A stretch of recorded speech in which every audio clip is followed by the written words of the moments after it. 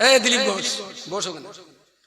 তোর ফুরফুরা যেটি লজ্জা করে না, গেলি সেখানে খেলি, 500,000 টাকা খরচ করলি, তুই মনসুর কিনলি, হালুয়া কিনলি, মোরব্বা কিনলি, পোড়া কপাল তোর।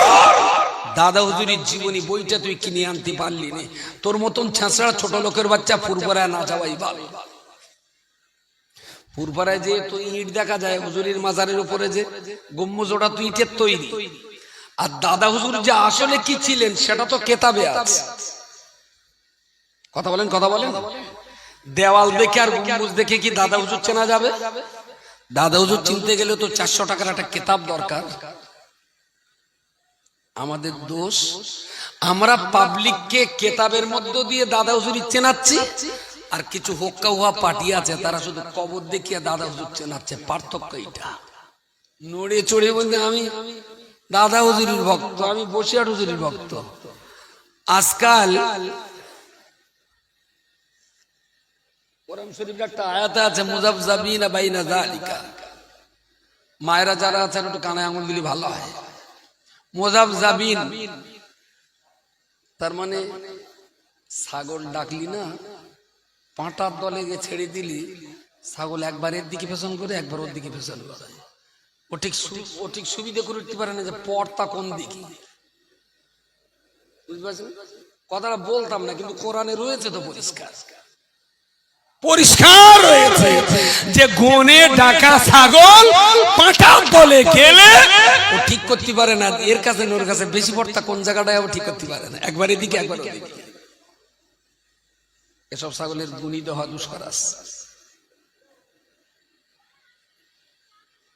দাদা হুজুর কাবিলা, বসিরহাট হুজুর কাবিলা, তারা দেশের জন্য, জাতির জন্য কি করেছে কিছু মনে করেন না। আল্লাহ গুনাহ খাতা ক্ষমা করুন। অনেক লোক ছেলে জবাবটা ফেরে, তা চাচা কোথায় গেলে? আমার হুজুরি ছেলে জবাব। ওফ, কথাটার ভেতরে এক অসাধারণ দয়া, মায়া, মমতা জড়া। আহা, আমার হুজুরি ছেলে জবাবে গেল। হ্যালো, ভালো, আলহামদুলিল্লাহ। তা গিলে কবে? তো দেখো কালকে জেকেরের মজলিসে বইলাম। যাক ভালো। প্যাকেটের নিচে খড়খড় করতেছ কি? তাহলে দেখো ওতে একটু মনসুর লেছি কেজি খানে। আমার সে নাতিপুতি করার মনসুর খায়। আমার এদিকে আমার এই গোটা গোটা পাথর পাথর পানে এগুলো কি? তাহলে কোকা আমার এই 3টে বৌমা আছে, ওরা আবার মনসুর পছন্দ করে না, ওরা একটু মোরব্বা পছন্দ করে। তোর কাছে কেজি দিয়ে মোরব্বা লেছি। আমার এদিকে আবার সর্ষের তেল পানা করাচ্ছে কি এটা? তাহলে কোকা তোমার চাচির গালে তো দাঁত নেই, তাই চাচির জন্য সমাজ থেকে হালুয়া লিস। চাচির জন্য হালুয়া, বৌমাদের জন্য মোরব্বা, কচির জন্য মনসুর। আমি চাচা কোথায় গেলে জানো? তাহলে তুমি আমার হুজুরি ছেলে সবাই গেলাম। আমি তো তোমার হুজুরির বইপত্র। তাহলে খোকা সে ওখানে কেনা নানান তাল করতে করতে, এটা সেটা করতে করতে খোকা হ্যাঁ বয়কার কেতাব কেনার কথা আর মনে ছিল না। বয়কার হ্যাঁ আর হবে পরে। আচ্ছা, এসব এসব এসব সম্বন্ধী হুজুর ভক্ত না হালুয়া ভক্ত? এরা কি দাদা হুজুরির রুহানি দোয়া দাদা হুজুরির জীবনীর ভেতরে খোঁজে না, ওরা মনসুরের ভেতরে দাদা হুজুরির রুহানি দোয়া খোঁজে। প্রিয় শ্রোতা মণ্ডলী, মনে রাখুন, আল্লাহ পাকের কোরআন আর রাসূলুল্লাহর হাদিস শরীফ এ দুটো আমাদের কাছে মহাসাগরের সমান।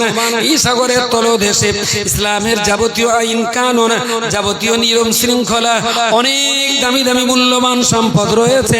কিন্তু ওই সাগরের নিচেই ঢুকতে গেলে, ওই সাগরের তলদেশে প্রবেশ করতে গেলে যে যোগ্যতার প্রয়োজন হয়, সে যোগ্যতা আমাদের ছিল না বলি ওই সাগরের তলদেশে যারা যেতে পারে তাদের মতো মহামানব, মনীষী, আমরা তাদের পদাঙ্ক অনুসরণ করার চেষ্টা করি। ওই সাগরের ডুবুরি ছিলেন খাজা মঈনুদ্দিন চিশতি রাহমাতুল্লাহ আলাইহির মতো মানুষ।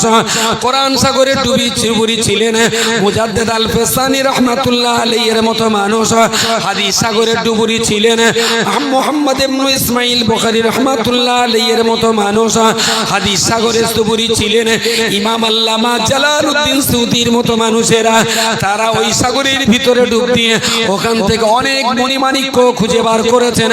আর সেই সিলসিলা চলতে চলতে আমরা আমাদের পূর্বে যাদের ইতিহাস আমরা পড়েছি, মুজাদ্দিদ আল ফেসানি, বাউদ্দিন নকশবন্দি, কুতুবউদ্দিন বখতিয়ার কাকি, আপনারা মানিকতলা সুফি ফাতেহ বাইসি, ফুরফুরার পীর মুজাদ্দিদ জামানা আলা হযরত আবু বকর সিদ্দিকী রাহমাতুল্লাহ আলাইহি, বসিরহাটের বড় মাওলানা আল্লামা রুহুল আমিন রাহমাতুল্লাহ আলাইহি, তারা ছিলেন আল্লাহর কোরআন আর নবীর হাদিস শরীফের, ওরা তো একজন ডুবুরি ছিলেন।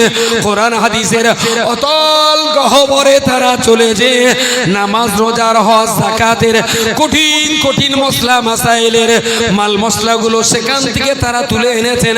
আমার আপনার মতো মানুষেরা আমরা কোরআন হাদিসের ডুবুরি হতে পারিনি, মহাসাগরের তলদেশে আমরা যেতে পারিনি।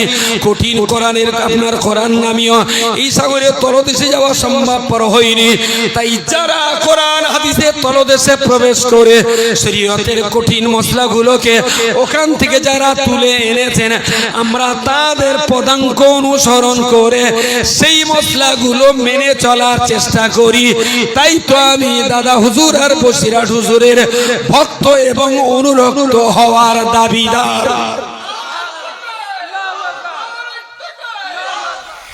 পুরো দলাটা কিন্তু এইভাবে তৈরি, একজন আরেকজনকে কামড়ে ধরে। নবী বলেছেন আল মুসলিমু লিল মুসলিমি আল বুনিয়ান, একটা মুসলমান আর একটা মুসলমান দুটো হলো, একটা ইট আর একটা। দেখবেন যখন ইট গাঁথে, এই একটা ইট গাঁথা হলো তো পরের ইটটা আবার আদা আদি দেওয়া হলো। খেয়াল করতে দেখেন রাজমিস্ত্রি কেউ, এটা হলো বাঁধন। তো বাঁধন থেকে একটা মুসলিম যদি সরে যায় তাহলে আর একটা মুসলিম সরিয়ে দেওয়াটা সহজ হয়। সেই জন্য প্রত্যেকের সঙ্গে বেঁধে থাকবে, জামাতবদ্ধ হয়ে থাকবে, তাহলে কেউ তোমাদের সহজে সরাতে পারবে না। এখন ওই পিঁপড়ে ওর ভিতরে কিচ্ছু থাকে না, ওরা নিজেরা একে অপরকে কামড়ায়, কেমড়ে ধরে থাকে। আর এই পিঁপড়ের দলাটা পানির উপর এইভাবে ঘুরপাক খায়। উদ্দেশ্যটা কি? যে তোরা যারা উপরে আছিস তোরা ঘুরে একটু পানির ভেতরে আয়, আর আমরা যারা পানিতে ডুবে যাচ্ছি আমরা একটু উপরে একটু অক্সিজেন নেই। সুবহানাল্লাহ বলে। ওদের স্টিমার নেই, লঞ্চ নেই, বাঁচার কোনো রাস্তা নেই, কিন্তু একে অপরকে কামড়ে ধরে এই কঠিন প্লাবনেও ওই পানিতে ঘুরপাককে কেউ ডুবে থাকবে, কেউ ভেসে থাকবে। এই ঘুরতে ঘুরতে ঘুরতে ঘুরতে একটা ড্যাঙা পেয়ে গেলে নতুন করে ওরা আবার সংসার পাততে পারে। দ্যাট ইজ জামাত। দলবদ্ধ হয়ে বাঁচাটা এই জন্য অনেক কল্যাণ, অনেক কল্যাণ।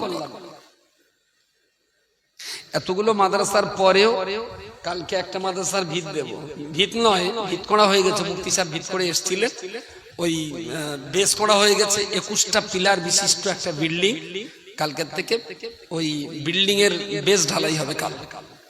এটা হলো পোলতারাটি সাওলাতুল নিসা বালিকা মাদ্রাসা। কালকে পরশুদিন বাদ দিয়ে তারপর দিন আবার বিবি আসিয়া বালিকা মাদ্রাসা ছাদ ঢালাই, 7000 স্কয়ার ফুট ছাদ ঢালাই। আচ্ছা, এই যে কাজগুলো আমার হাজার হাজার কোটি টাকা থাকলেও একা মদদানি মেরে কি কাজ করা যায়? একদম অসম্ভব। দলবদ্ধ ভাবে আছি, জামাতবদ্ধ ভাবে আছি, তার জন্য কাজগুলো। আমার তো 17,000 সদস্য, অল ইন্ডিয়া সুন্নতুল জামাতের 17,400 সদস্য। যদি একটা সদস্য যদি 100 কোটি টাকা দেয়, বলেন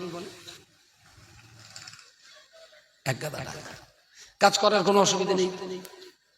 আর গরিব গুরব মানুষ একদিন 1000 1 লাখ দিতে পারে না, তুই ভাই 100 টাকা দে, 5 টাকা দে, কোনো অসুবিধা নেই। এতলা মানুষ একসঙ্গে জমাতবদ্ধ ছিলাম বলে 86টা মাদ্রাসা পরিচালনা করবার সাহস দেখাতে পারছি। এটা আল্লাহর শুকর গুজার হচ্ছে, বলুন আলহামদুলিল্লাহ। যদি ছন্ন ছাড়া হতাম কিছুই করা যেত, কিচ্ছু করা যেত। ইতিহাস প্রসিদ্ধ নবী মুসা আলাইহিস সালামের একটা ঘটনা। উনি তো খুব জালালি তবিয়তের জলিলুল কদর নবী ছিলেন। তো তুর পাহাড়ে যখন আল্লাহর সঙ্গে কথা হতো, তো মুসা নবী একদিন আল্লাহকে বলছেন, আল্লাহ আমার একটা প্রশ্ন আছে আপনার কাছে। বলছে বল। বলছে পৃথিবীতে এত লোক থাকতে আমার মতো মুসার আপনি নবুয়ত দিলেন, আমাকে আপনি নবুয়ত দিলেন, আরো তো বহু ভালো ভালো মানুষ ছিল, তাদের তো দিতে পারতেন। তো আল্লাহ বললেন, আমি আমার বিচারে বিশ্লেষণ তুমি এই যুগের নবী হওয়ার সবচেয়ে বেশি যোগ্যতা রাখো, তাই তোমাকে দিয়েছি। মুসা বললেন, আল্লাহ আমার এত যোগ্যতা আছে? তা বলছে হ্যাঁ আছে। বলে যদি কিভাবে একটু বলে বোঝাতেন তাহলে আমি একটু বুঝতাম। আল্লাহ বললেন, তা তুমি তো সেই ছাগল চড়াতে। মুসা নবী এই আবার ওই হক্কা কোন লাইন আছে অস্করার? মুসা নবী আলাইহিস সালাম পশু চড়াতেন, লাঠি নিয়ে দাঁড়িয়ে আছেন। আল্লাহ জিজ্ঞেস করলেন, ওয়ামা তিলকা বিয়ামিনিকা ইয়া মুসা, তোমার হাতের ওটা কি? ক্বালা হিয়া আসায়া, বললেন এটা লাঠি। তাওয়াক্কাউ আলাইয়া ওয়া আহুসসু বিহা আলা গানামি ওয়া লিয়া ফিহা মাআরিব উখরা। বললেন হাতের ওটা কি? বললেন এটা লাঠি। আমার এই লাঠি যখন ঘুম লাগে মাথায় বালিশের মতো দিয়ে একটু ঘুমিয়ে নেই, যখন পথ চলি লাঠিটা ঠেকো দিয়ে হাঁটলে হেঁটুই কষ্ট কম হয়, যখন শত্রু আসে এই লাঠি দিয়ে শত্রু তাড়াই, ছাগল টাগলের খিদে লাগলে এই লাঠি দিয়ে গাছের পাতা পেড়ে দেই, নিচে পড়ে ছাগলে খায়। শুধু জিজ্ঞেস করেছেন হাতের ওটা কি? এতটা কথা বলার দরকার ছিল? এত কথা বলে? আচ্ছা ঘর বাড়ি দেখতে এসেছেন আপনি, আপনার ছেলের বিয়ে দেবে, মেয়ে দেখতে এসছেন সিঙ্গারাটি। এখন সিঙ্গারাটি মেয়ে দেখতে জিজ্ঞেস করলেন, মামা তোমার নাম কি? তা মেয়ে বললো, আমার নাম শকিলা, মার নাম রামিয়া, বাপের নাম গোলা রহমান, নানার নাম হইবার, নানির নাম রহমতুল্লাহ, আমার নাম রহমতা বেগম, আমাদের বাড়ি সিঙ্গারাটি, নানার বাড়ি অমুক জায়গায়। গড়কর যদি 22টা উত্তর দেয় মেয়ে পছন্দ হবে? মেয়ে কি বলেছে? বেড়ে নাও। বলে মাথা ঠিক। জিজ্ঞেস করলাম তোমার নাম কি? তার স্বামী গোষ্ঠীর এত উত্তর দেওয়ার তো কোনো দরকার ছিল না। আল্লাহ মুসা নবীকে জিজ্ঞেস করলেন, ওয়ামা তিলকা বিয়ামিনিকা ইয়া মুসা, মুসা তোমার ডান হাতে ওটা কি? প্রশ্নের কমপ্লিট উত্তর হলো ইয়া আসা, এটা একটা লাঠি। যতটা প্রশ্ন ততটাই উত্তর। কিন্তু মুসা নবী এত কথার উত্তর দিলেন, ফেরেশতা জিবরিল আমিন আলাইহিস সালাম আল্লাহকে জানতে চাইলেন, আল্লাহ মুসা কি একটু আত পাগলাটাই, একটু কি আত পাগলা? কেন? বলছে আপনি জিজ্ঞেস করলেন হাতের ওটা কি, আর একটা উত্তর হাতের লাঠি বলে মিটিয়ে যেত। এত উত্তর দিতে এত ভক্তি হলো কেন? তা বলছে ওই প্রশ্নটা আমাকে না করে মুসারে করে। যাও ফেরেশতা জিবরিল আমিন আলাইহিস সালাম দুনিয়ার জমিনে তো চলে এলেন। ফেরেশতা জিবরিল আমিন আলাইহিস সালাম নবী মুসা আলাইহিস সালামের সামনে মানবিক চেয়ারে নিয়ে দাঁড়িয়ে বললেন, ও মুসা কালিমুল্লাহ, আল্লাহ আপনাকে জানতে চেয়েছেন হাতের ওটা কি আছে। আপনি তো শুধু লাঠি বলেই তো থামলে পারতেন, এতগুলো উত্তর আপনি কেন দিতে গেলেন? নবী মুসা আলাইহিস সালাম বললেন, ওগো বান্দা তুমি মনে রেখো, আল্লাহ পাক আমায় জিজ্ঞেস করেছেন, মানে কোরআন শরীফে আল্লাহ বলেছেন কেউ যখন কারো সঙ্গে কথা বলবে, লোকমান হাকিমের বক্তব্য অনুযায়ী আল্লাহ কোরআনের ভিতরে লোকমান হাকিমের বক্তব্য করেছেন, কেউ যখন কারো সঙ্গে কথা বলবে অবশ্যই দুইজনের দিকে ফিরে কথা বলবে, একে অপরের দিকে তাকিয়ে কথা বলবে। কথাবার্তা বলার সময়তে কেউ যেন চেহারাটা অন্য দিকে না ফিরিয়ে নেয়। আমি কথা বলছি আপনারা আমার দিকে আছেন, ঠিক এই মুহূর্তে যদি আপনারা সবাই পশ্চিম দিকে মুখ করে আর পূবের দিকে পিছন করে বসেন, আমার আর অস করার লাইন থাকবে?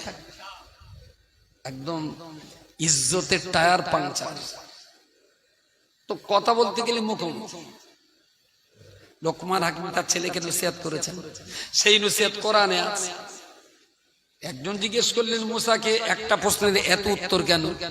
মুসা নবী বললেন, আসলে ব্যাপারটা কি জানেন? আল্লাহ জিজ্ঞেস করেন হাতের এটা কি, আমি বললাম এটা লাঠি। সম্পর্ক শেষ, কথোপকথনের সম্পর্ক শেষ।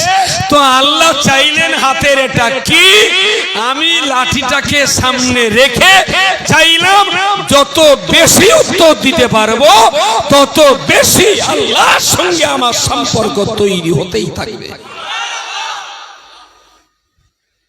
মুসা নবী কি তার কাটা পানা মনে হচ্ছে? মুসা নবী তার জোড়া দেওয়া অধিক উত্তর দিয়েছেন, তবে খুব হিকমত। উত্তর দিলেই তো কথোপকথনের সম্পর্ক শেষ। আমি যদিও একটা কথাই উত্তর শেষ, তারপরেও লাঠির সঙ্গে সম্পর্ক জড়িয়ে যত বেশি কথা বলতে পারবো ততক্ষণ আল্লাহর সঙ্গে আমার বাক্য বিনিময়ের সম্পর্ক চলতেই থাকবে। সুবহানাল্লাহ। মুসা নবীকে আল্লাহ বললেন, শোনো, ছাগল চড়াতে চড়াতে একদিন তোমার দলের একটা ছাগল বেরিয়ে পালাচ্ছিল, মনে আছে? আল্লাহ প্রায় তো পালায়, তাহলে না পালায় তুমি তাড়িয়ে আবার দলে ঢোকাও। একদিন একটা ছাগল মনে পড়ে এদিক দিয়ে ঢোকাচ্ছ, সে দলে ঢুকে আবার ওদিক থেকে বেরিয়ে পড়ে, আবার তাড়া করে পশ্চিম দিক থেকে ঢোকাচ্ছ, পূর্ব দিক থেকে আবার দল ছাড়া হয়। বলছে হ্যাঁ, একটা ছাগল ছিল খুব দুষ্টু, আমি ওরে সারা দিন তাড়াই আর ও যতবার ঢোকাই আর এগিয়ে বেরোয়। শেষ পর্যন্ত আমার এত রাগ হলো লাঠি নিয়ে তাড়াই করছি আর দলে ঢোকে না। তখন আমার মনে হলো তুই তো দলে ঢুকবি না, তা তোরে নাগালের ভেতরে যদি পাই এই লাঠিকে তোর একটা বাড়ি দেবো, তাতে যা 52 তাই 53। সে ছাগলও আর এই পালের দিকে আসে না, ও একানি সোজা দৌড়চ্ছে ওই দিকে, আরে পাল ফেলে মুসা নবী তারে তাড়া করিয়ে যাচ্ছে অনেক দূর গিয়ে। ছাগলটারও হাঁপ লেগে গেছে, কিছু একটা হোঁচটকে ছাগলটাকে পড়ে আর লাঠি তুলে সেই লাঠি ঝাঁকতে যাবে, মারতে যেয়েও লাঠিটা না মেরে লাঠিটা ফেলে দিয়ে হাত দিয়ে ছাগলটা ধরে ফেলেছে। ধরে ফেলে নিজেও বসলেন, ছাগলটারে উড়েতের উপরে নে, ছাগলও হাঁপাচ্ছে, মুসা নবীও হাঁপাচ্ছে। দৌড়লি তো দুজনের কষ্ট নাকি? খুব হাঁপিয়ে টাপিয়ে নে একটু স্বস্তি হয়ে ছাগলটার পিঠে আর মাথায় হাত বুলোচ্ছেন, বলছেন শোন, তুই যে ফুটো মুস্তানি মেরে একা একা পালাচ্ছিস, জানিস আশপাশে কত শেয়াল আছে, বন বিড়াল আছে, হায়না আছে, ওরা যখন তখন তোরে খেয়ে ফেলবে। তা আমি চেষ্টা করছি তোরে লাঠির ভয় দেখিয়ে তাড়িয়ে দলে ঢোকাতি, যাতে তোর জান প্রাণের নিরাপত্তাটা ঠিক থাকে, আর তুই তত মোস্তানি মেরে একা একা পালাচ্ছিস। তা আমি যে তাড়া করছি কেন, তুই আমার ভাষাটা বুঝতে শিখলি না, তুই আমার ভাষাটা বুঝতেই পারলি না।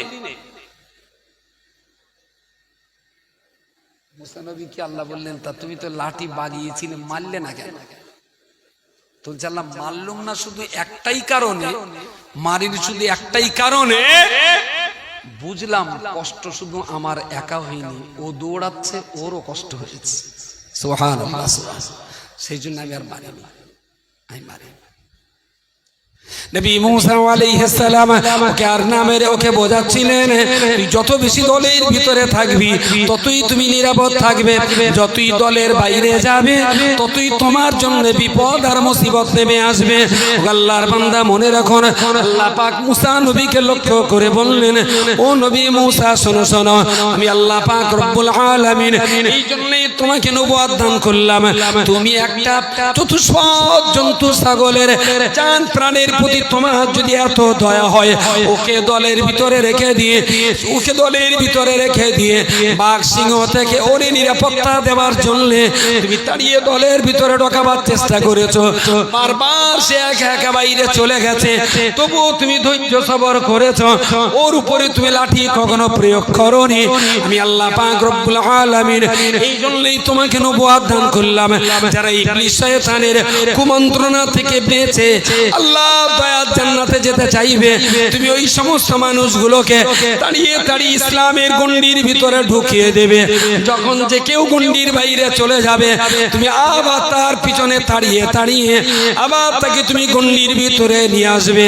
ও মুসা নবী শোনো শোনো, তোমাকে ছাগল চড়াবার পরেতে তুমি যখন ছাগলের প্রতি ইহসান করেছো, শত্রুদের হাত থেকে ওদের বাঁচাবার জন্য দলের ভিতরে রাখার চেষ্টা করেছো, আমি আল্লাহ পাক রব্বুল আলামিন তোমাকে মনুষ্যত্বের মানবিক দায়িত্ব দিয়ে নবুয়তের দায়িত্ব দিয়ে দিলাম। ইবলিস শয়তান চাইবে মানুষগুলোকে ধরে ধরে ছিন্ন বিচ্ছিন্ন করে জাহান্নামের ভিতরে ফেলতে, আর তুমি তাদের তাড়িয়ে তাড়িয়ে ইসলামের দলের ভিতরে রাখার চেষ্টা করবে, তবেই তো তারা আল্লাহর জাহান্নাম থেকে জনমের মতো বেঁচে যাবে। জোরে সোরে বলুন সুবহানাল্লাহ। তো দলবদ্ধ ভাবে থাকলে ইবলিসও সহজে পাড়ু করতে পারে, আর দলবদ্ধ ভাবে থাকলে পুরো দলের ভিতর থেকে একটা ছাগল কেউ ধরেও নিয়ে যেতে পারে না। তো মুসা নবীর তাড়ায় সে যুগের কিছু ছাগলও বুঝিনি, আর এই যুগে মুফতি সাহেবের তাড়ায় এ যুগেরও কিছু পাঁঠা ছাগল আছে, তারাও বুঝবে না। তাতে কিছু করার নেই, আর তাতে কিছু যায়ও আসে না।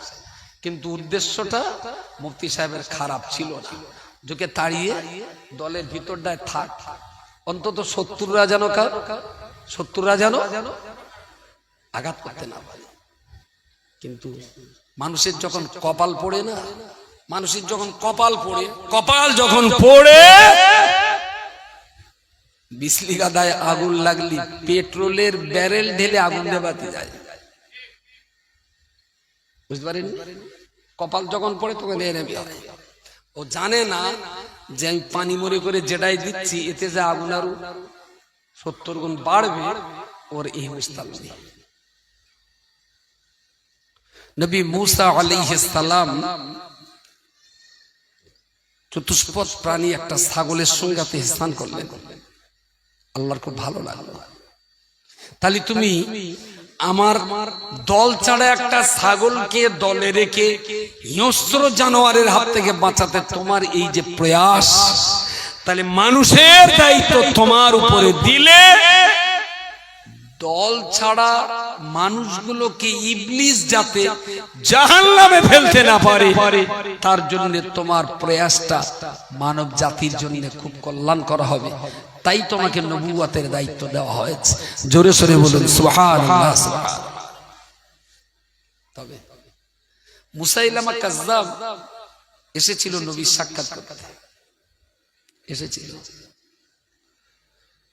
এসে বলল মুহাম্মদ, ঠিক নাম ধরে, মুহাম্মদ তোমার চালচলন কথাবার্তা যা দেখছি খুব খারাপ না, আর তোমার এই ধর্মকর্ম যা কিছু বেশ ভালো। তা আমরা না, আমি শুধু না, আর আমার দলবল যা আছে আমরা সব মুসলমান। নবী বলে সেটা তোমার ব্যাপার, সেটা আপনার ব্যাপার হতেও পারে। তাহলে আমার একটু কথা বলার ছিল। তাহলে কি? তাহলে আমার একটু কথা বলার ছিল এইটা যে আপনি সবাই এখন কলমা পড়ে নেব, আর আপনি মুসলমানদেরকে একটু বলে যাবেন যে আপনি যে দায়িত্বটা পালন করছেন আপনার মরার পর ওই দায়িত্বটা আমি পালন করব, এইটা একটু জনগণকে বলে যাবেন, বুঝতে পারেন? কারণ ও কি মুসলমান হতে কি হতে মোড়লি করতে বলছে আপনি আমি মুসলমান হব সপরিবারে সগোষ্ঠী দলবল সহ, তবে শর্ত হলো আপনার ইন্তেকালের আগে আপনার ওই জায়গায় আমাকে বসিয়ে যেতে হবে। রাসূলুল্লাহ তো অট্ট হাসি হাসতেন না, একটু মুচকে হাসলেন। পাশে পড়েছিল একটা খেজুরের পাতার দুই ধারের পাতা বাদ দিলে মাঝখানে যে ডেঁটাটা থাকে, কি বলে কি? খেজুরের পাতা তো বড়, দুই ধারে পাতাগুলো ছেড়ে দিলে মাঝখানে যে শির বা ছড়ির মতো যেটাই থাকে, ওর আগার দিকগার, একদম আগার দিকগার কড়ি আঙুলির মতন একটা ভাঙা টুকরো ছিল। রাসূলুল্লাহ সেটা নিয়ে দেখিয়ে মুসাইলামাকে বললেন, বলো এইটা মার্কেটে কত দাম? যারে মোহাম্মদ, কোনো দামি জিনিস নেই, তো পড়ে থাকে এখানে সেখানে, তো পড়ে থাকে এখানে সেখানে, এর কোনো দামই নেই।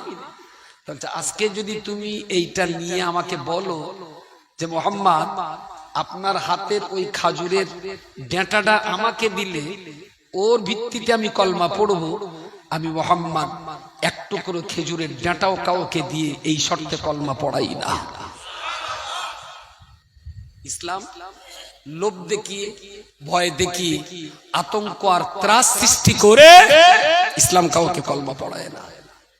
তোমার মনের ইচ্ছা, চাইলে পড়তে পারো, নাও পারো।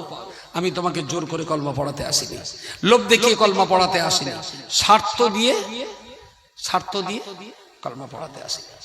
মুসলিমা কাযযাব কলমা পড়িনি। রাসূলুল্লাহর ইন্তেকালের পরে খতমে নবুয়তকে টেকা দেওয়ার জন্য সিদ্দিক আকবর আবু বকর রাদিয়াল্লাহু আনহুকে ওই মুসাইলামা কাযযাবের সঙ্গে লড়াই করতে হয়েছিল। মুনকারিনে যাকাত, টুপি আছে, দাড়ি আছে, পাঁচ ওয়াক্ত নামাজ আছে, যাকাত দেব না। কেন? বলছে আরে রাসূলুল্লাহ বেঁচে ছিলেন তখন যাকাতের টাকা সব নিয়ে আমরা তো নবীর হাতে তুলে দিতাম। নবী তো বেঁচে নেই, যাকাত কারে দেবো এখন? ঈমান, নামাজ, রোজা, হজ, যাকাত। এই লোকগুলো যে মসজিদে নামাজ পড়ে এরা সবাই যাকাত দিতে অস্বীকার করছে। হযরত আবু বকর রাদিয়াল্লাহু আনহু ওদের বিরুদ্ধে লড়াই করবার প্রস্তুতি নিলেন। ওমর রাদিয়াল্লাহু আনহু আবু বকর হুজুরের বিরুদ্ধে দাঁড়ালেন, বললেন আহারে এই লোকগুলোর মাথায় টুপি, মুখে দাড়ি, জুব্বা, জামা, পাঁচ ওয়াক্ত নামাজ পড়ে, আপনি এদের বিরুদ্ধে অস্ত্র ধরবেন? এরা না কলমা পড়ে, এরা না আমার রাসূলুল্লাহ সাহাবী, আপনি এদের বিরুদ্ধে কলমা তলোয়ার ধরবেন? আবু বকর বললেন হ্যাঁ ধরব। ওমর রাদিয়াল্লাহু আনহু বললেন আমার সমর্থন নেই। আবু বকর বললেন তাহলে খেলাফতের দায়িত্বটা আপনারা নেন। দায়িত্ব যদি আমার থাকে তাহলে আমি মুনকারিনে যাকাত, যারা যাকাত দিতে অস্বীকার করেছে, আমি তার বিরুদ্ধে জিহাদ করব।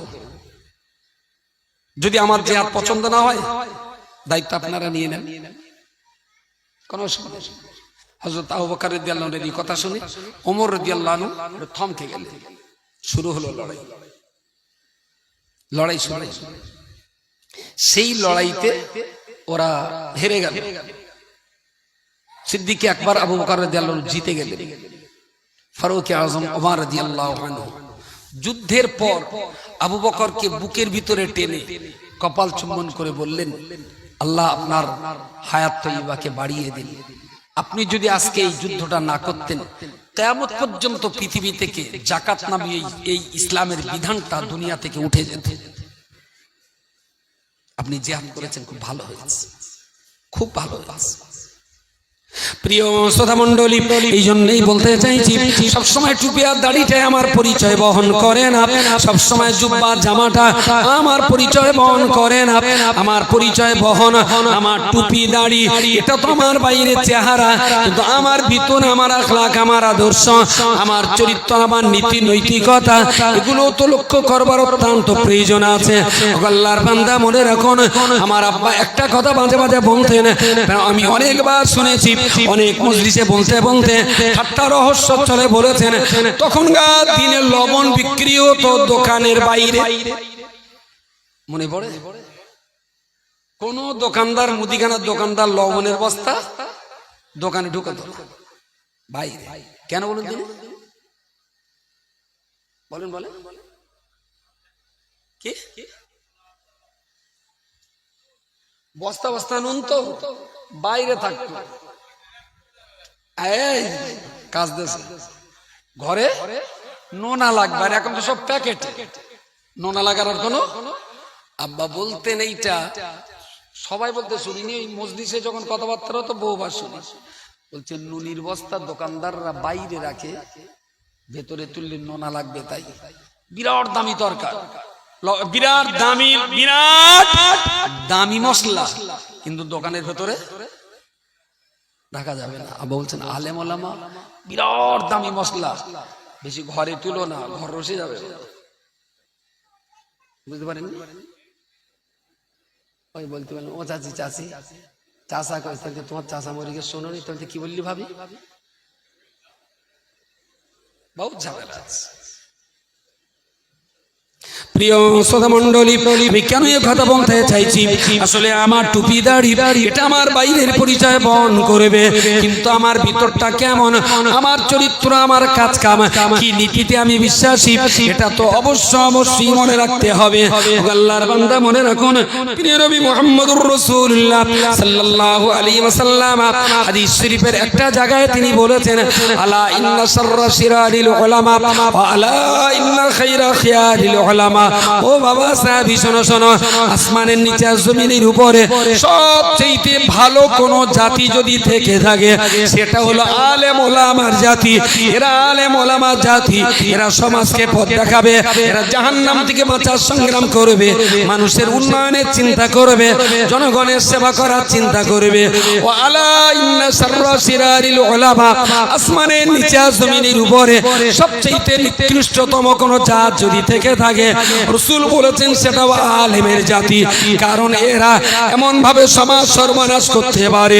ইবলিস শয়তান যেমন প্রতারণা দিয়ে নবী আদম এবং হাওয়া বিবিকে জান্নাতের ওই ফলটা খাইয়েছিলেন, সাধারণ আম পাবলিক ঠিক তেমন ভাবে বিভিন্ন রকমের প্রতারণার জালে জড়িয়ে ফেলে ভদ্রতার পোশাক পরে জাহান্নামের ভিতরে ফেলবে, অথচ সাধারণ মানুষ তার ধরা ছোঁয়ার বাইরে থাকবে না,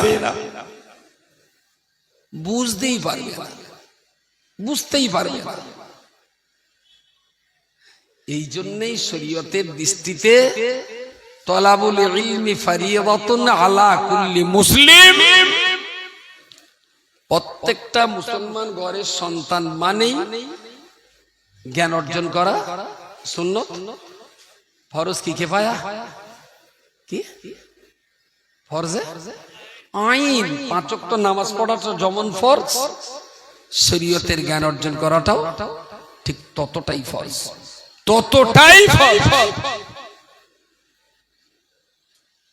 আমি একটু মাওলানা কত দূর আছে একটু ফোন করবেন।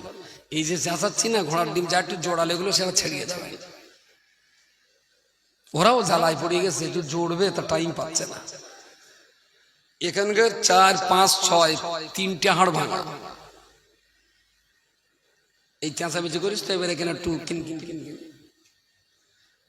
হালকা একটু কিন করছে, মনে হচ্ছে যেন ছেড়ে গেল কি দেখি জানি। মাওলানা কত দূর? কই ফরিদ ভাই, আল্লামা ফরিদউদ্দিন গঞ্জের শকর কোথায় আছেন? এই মোহাজ্জেল ফরিদ কই? তা তুমি একটু ফোন করো না মোহাজ্জেল ভাই, ওখানে বসে একটু ফোন করো। হ্যাঁ ফরিদ, না রাজওয়ালি হুজুরের কাছে একটু ফোন কর, দেখো যে কত দূর আছে। ওই তো আমার কাছে লাগবে না, তুই একটু কর করে দেখছে কত দূরে। ফোন ধরিস না, তুই দৌড়চ্ছি কেন? আসসালামু আলাইকুম।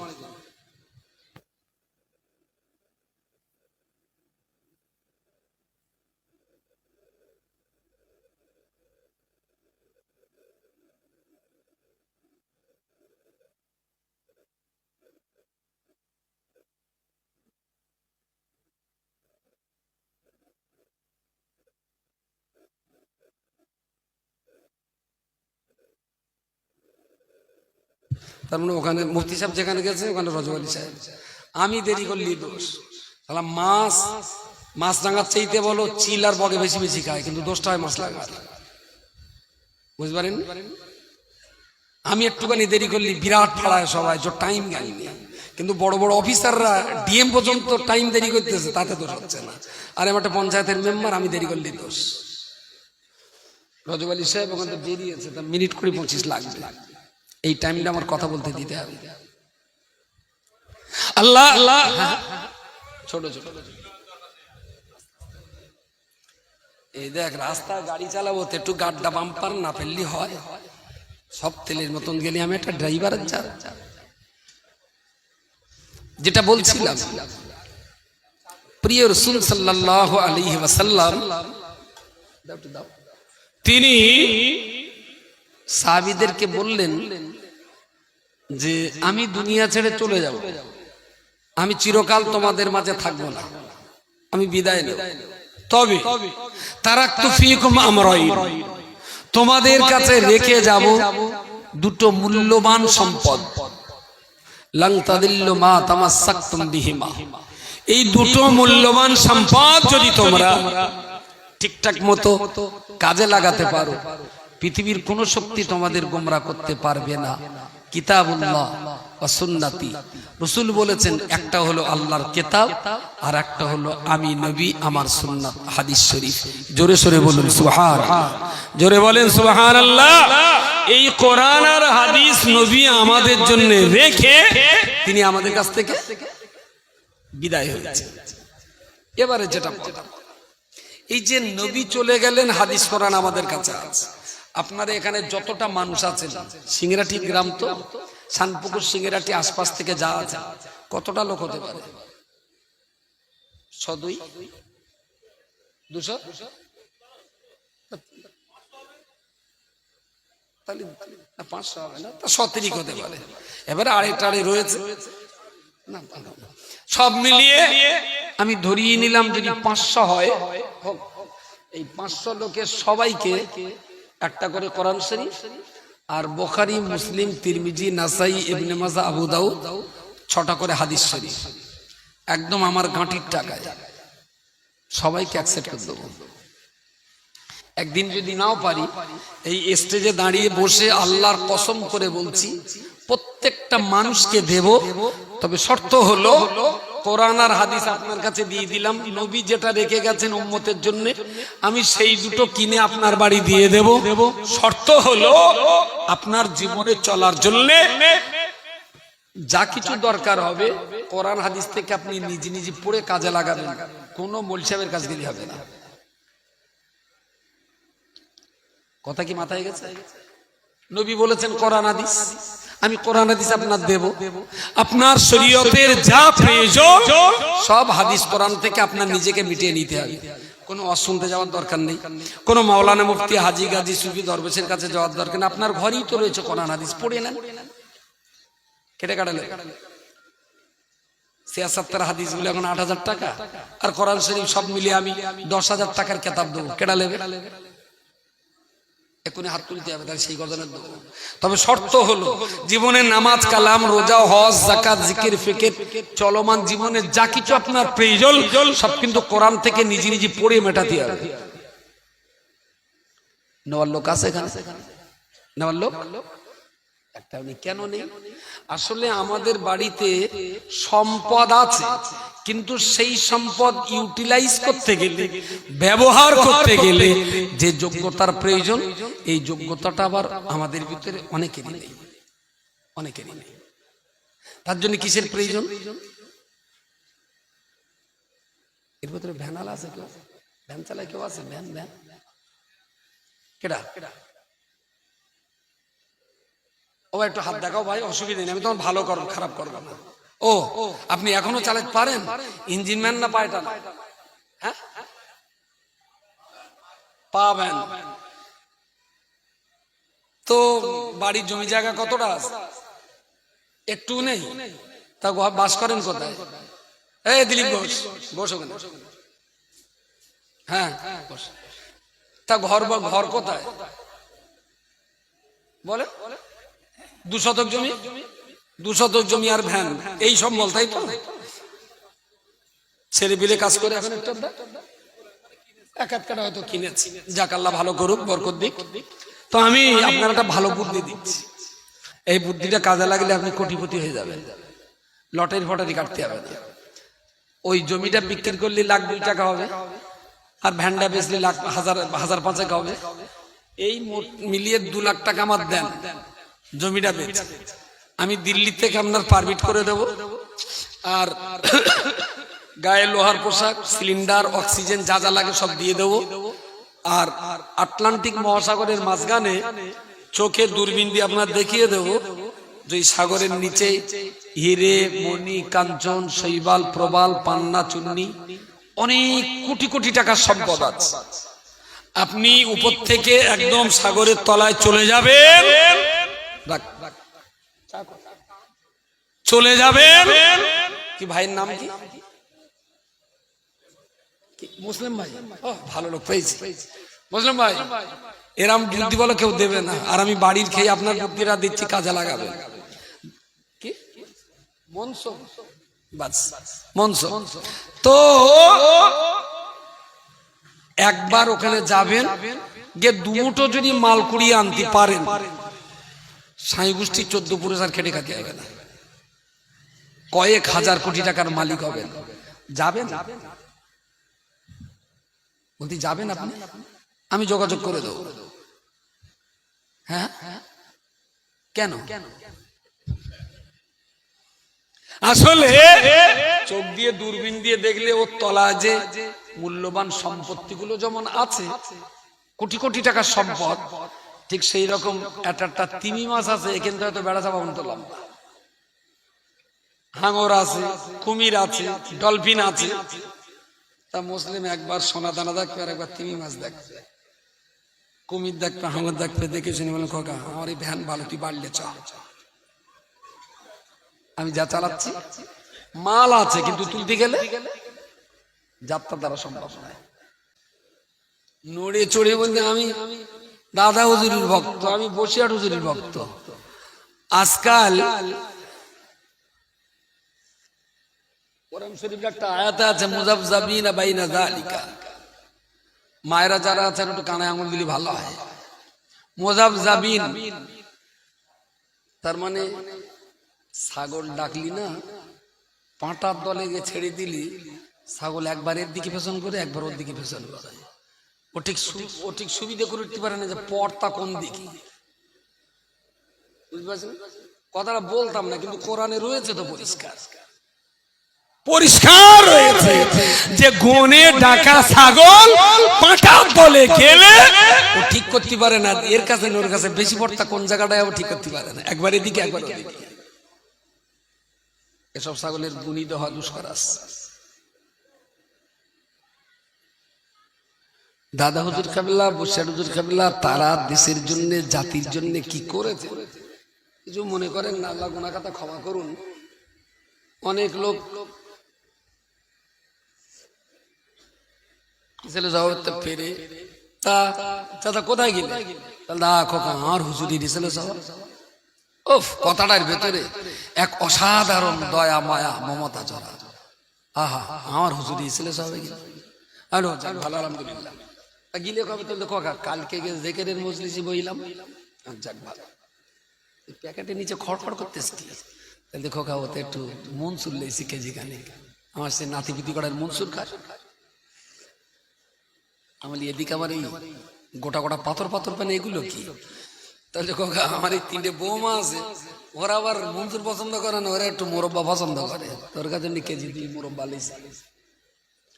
আমি এদিকে আবার সর্ষের তেল পানা করাচ্ছে কি এটা, তাহলে খোকা তোমার চাচির গালে তো দাঁত নেই, তার চাচির জন্য সমাজে হালুয়া লিস, চাচির জন্য হালুয়া, বৌমাদের জন্য মোরব্বা, কচির জন্য মনসুর।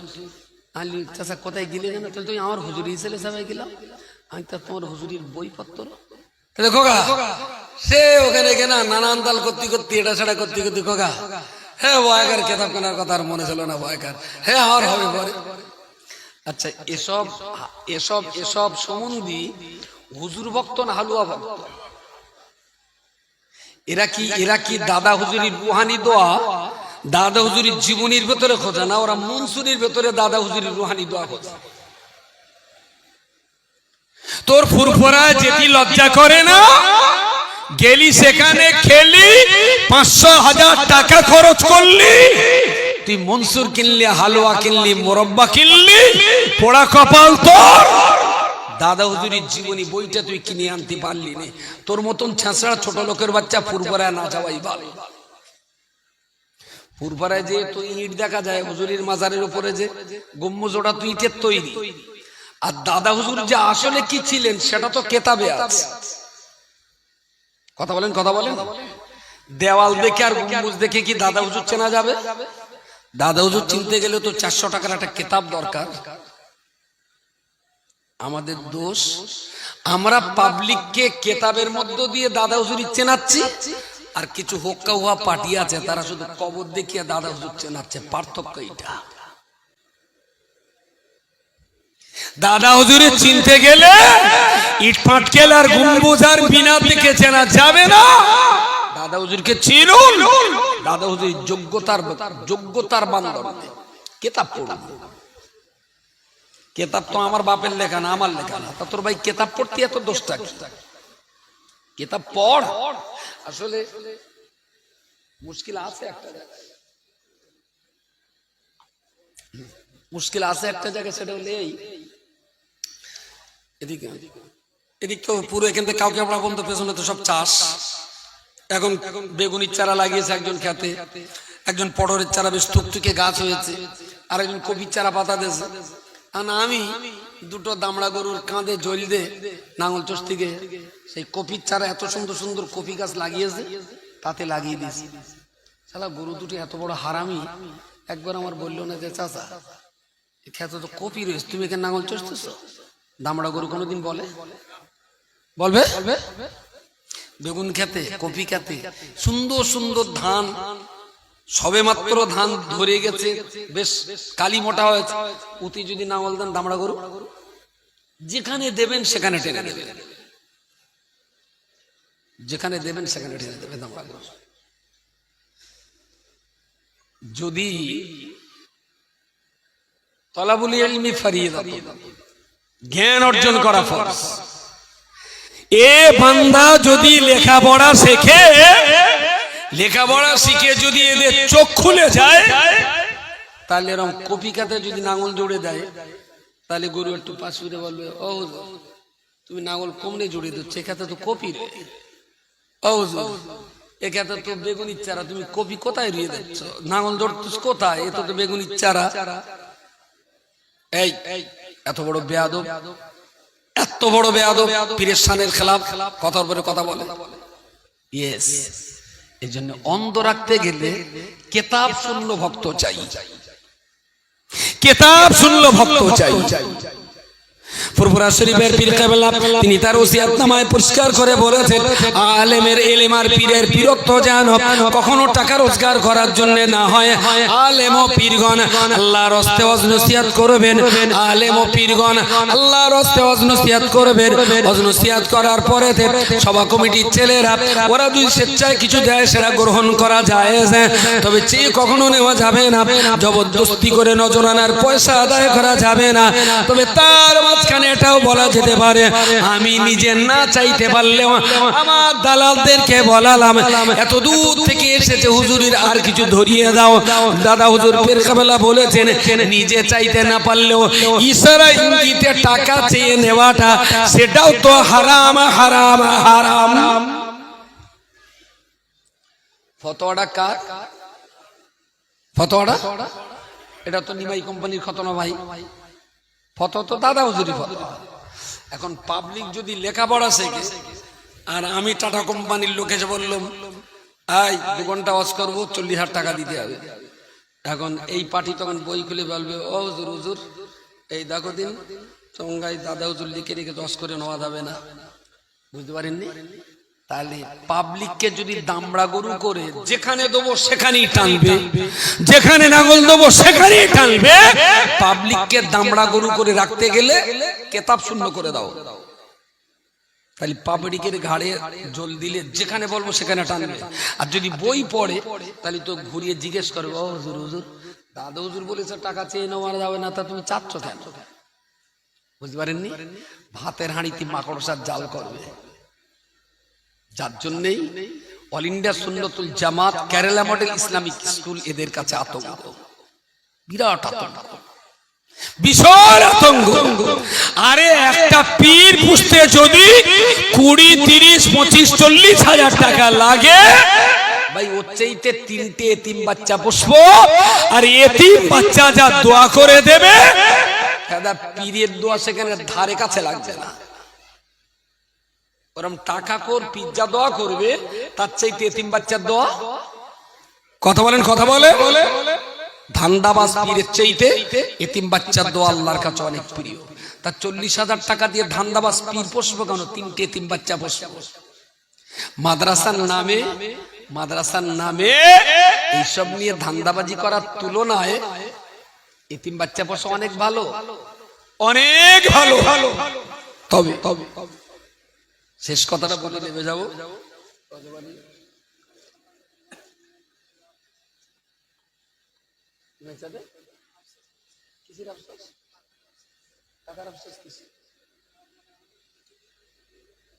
আস্তাগফিরুল্লাহাল্লাযী লা ইলাহা ইল্লা হুয়াল হাইয়ুল কাইয়্যুম। উসকে দিচ্ছে আর কি, যে আসলে তো নিমাই চাঁদের ওরগা আফসোস হচ্ছে, ওরগা তো লোক টাকা বেশি দেয় না, সেই জন্য ওরগা আফসোস। আমি বলে দেই, একটু দোয়া করেন যারা টাকা চেয়ে নিচ্ছে, আর আমি মন থেকে দোয়া করছি আল্লাহ ওদের এত পরিমাণ টাকা দে, টাকা গুনতি গুনতি যেন জোহর আসর মাগরিবের নামাজ পড়ার টাইম না পায়, এত পরিমাণ টাকার মালিক আল্লাহ ওদের করে দেয়। আমাদের যা 300 400 500 করে দিচ্ছে, আলহামদুলিল্লাহ বিরাট শান্তিতে আছে, বিরাট শান্তিতে আছে, খুব সুখে আছে। মাদ্রাসার কাজ করতে করতে, কাজ মাদ্রাসায় হয়, কিভাবে হয় যারা থাকে তারা জানে, বাকি আল্লাহ করিয়ে নেয়, আল্লাহ করিয়ে নেয়। এখনো মাথার ভিতরে হাইকোর্ট খেলছে, সকালে রড আসবে, তবে বিল্ডিং এর ছাদ হবে পরশুদিন।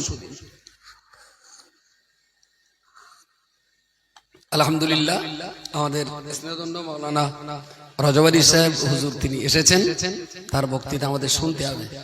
তোরা অত লোকে মোসাফা করলি না, ও তো এমনি ফাঁকিবাজ, আর তাতে ওই মোসাফা হদ্দ করে দোয়া পড়বে, হাতে হাত দিয়ে দেখ সহজে ছাড়বে না, যত ফাঁকিতে দেরি করা যায়। একটু তাড়াতাড়ি লিয়ে আসেন, রাত হয়েছে তো 11টা 20। হ্যাঁ, গরমের রাত।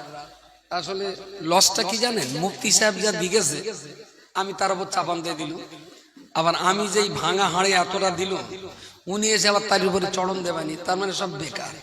শেষে উনি যে কটা কথা বলবেন ওই কটা কথাই কানে বাজতে বাজতে বাড়ি যাবেন।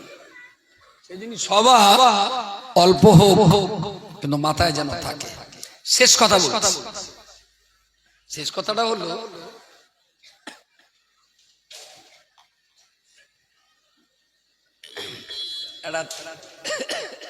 ছেলে আর একটা মেয়ে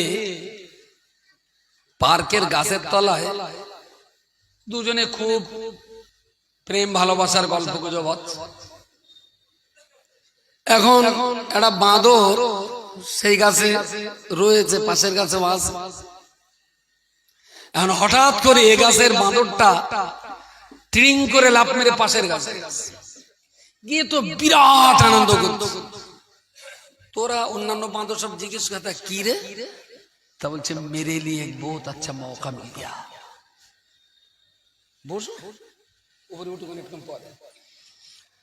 এখন যে গাছের গোড়ায় এরা দুটো ওইসব হচ্ছে, এই গাছ থেকে লাফ মেরে ও বাঁদরটা পাশের গাছে গেছে, গিয়ে বিরাট আনন্দ করছে, ফুর্তি করছে। ওরা জিজ্ঞেস করে তোর এত আনন্দ হচ্ছে কেন? তো বলে মেরে লিয়ে চান্স है, বহুত আচ্ছা চান্স है। বলছে কি? বলছে বিরাট ভালো একটা চান্স আছে। বলছে কি চান্স বল? বলে ওরে সে বললি তোরা যদি আবার হামলা করিস। এখন বাকি বাঁদর গুলো ছেঁকে ধরেছে, তোর আবার কি চান্স কি সুযোগ একটু বল না দেখি। অনেক সময় বলার পর বলছে ওরা দুটো গল্প করছিল নিচে। এখন ছেলেটা বারবার বলছে মেয়েটারে আমি না তোমার খুব ভালোবাসি, আর মেয়েটা কিছু বলে না। অনেক সময় না আমার বিয়ে করতে হবে, মেয়েটা তখন খিচিমিচে বলছে এই শালা তোর বিয়ে করার চাইতে বাঁদরের সাথে বিয়ে করবো। ইনে শুনে ডালের বাঁদর বলতেছে মেরে লিয়ে চান্স है। আমিও বলছি গাছতলার প্রেমের গল্প শুনে যারা গাছে দিন দিন করে লাফাচ্ছে মেরে লিয়ে চান্স है। শালা ও মেয়ে গলায় দড়ি দিয়ে মরবে তাই বলে বাঁদরের সাথে বিয়ে করবে না। বুঝতে পারেননি? বাঁদর খুব লাফাচ্ছে, ওই ও বলেছে শালা তোর সঙ্গে বিয়ে করার চাইতে বাঁদরের সাথে বিয়ে করবো। এই কথা নিয়ে শুনে বাঁদর লাফাচ্ছে যে আমার একটা চান্স আছে। যে বাঁদর এই ভাবনা চিন্তা করছেন, আমি বলছি এটা জন্ম জন্মান্তরেও কখনো সম্ভব নয়। অনেক হয়েছে, অনেক হয়েছে। দেখিনি সেদিন রেলে কুলি বলে এক বাবু সাপ তারে ঠেলে দিলে নিচে ফেলে, চোখ ফেটে এলো জল। এমনি করিয়া জগৎ চুরিয়া মার খাবে দুর্বল।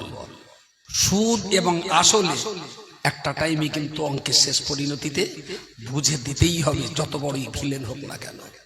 ত্রুটি বিচ্যুতির জন্য ক্ষমা চেয়ে মাওলানা এসেছেন, তার আলোচনা শোনার অনুরোধ জানিয়ে কালকের একটা সাদ, কালকের একটা ভিত ঢালাই, পরশুদিন একটা সাদ, তার উপরে আব্বার ইসালের স্বভাব রয়েছে স্মৃতি সভা আগামী 15ই বৈশাখ, কবে ওটা? রবিবার। একটু দয়া করে আল্লাহর রাস্তায় যাবেন। আর ওই জলসাটার পুরোপুরি ইন্তজামের দায়িত্ব মাওলানার ঘাড়ে। আঞ্জুমানের সভাপতি হিসাবে রজব আলী সাহেব ওটা মেনটেনেন্স করেন পুরোপুরি, আমরা পাশে থাকি। আর আজকের এই সভার শেষে সবাইকে 1টা করে টাকা দিতে বলছে, 1টা করে টাকা দেবেন। কালকে এই মাদ্রাসার ভিত ঢালাই হবে কলতারাটি, আর এই মাদ্রাসাটার ছাদ ঢালাই হবে বৃহস্পতিবার। এই দুটো মাদ্রাসায় 1 টাকা করে 2 টাকা করে সবাই দেবেন মাওলানার হাতে। আপনার দোয়াটা আমাদের এই মাদ্রাসার সঙ্গে কাজে লাগবে। ওয়া আখিরি দাওয়ানা আনিল হামদুলিল্লাহি রাব্বিল আলামিন। আসসালামু আলাইকুম ওয়া রাহমাতুল্লাহি ওয়া বারাকাতুহু।